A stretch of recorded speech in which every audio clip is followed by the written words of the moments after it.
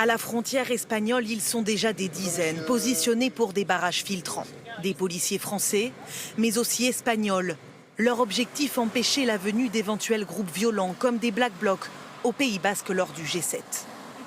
Biarritz se transforme peu à peu en camp retranché. C'est notamment dans cet hôtel qu'aura lieu la rencontre entre les dirigeants des 7 pays représentés. Pour limiter les risques, le centre-ville sera étroitement surveillé et découpé en deux. D'abord une zone dite de protection en bleu. Pour y entrer, il faudra être muni d'un badge. Puis une zone de protection renforcée où il sera interdit de circuler sans accréditation. Selon le maire de la ville, tout a été fait pour éviter les débordements.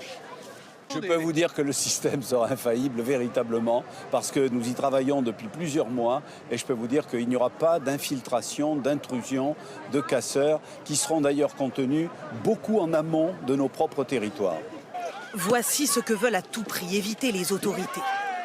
Un G7 entaché de violence et de heurts avec la police comme ici en 2015 en Allemagne, mais surtout comme à Gênes en 2001.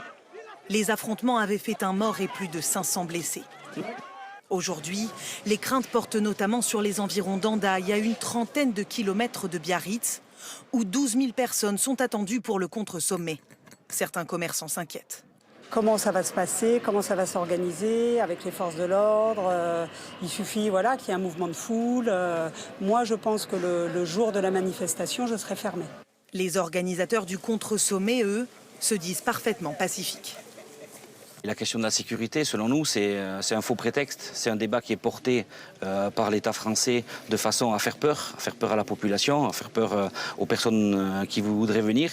Les militants anti-G7 sont attendus à Hendaye dès demain.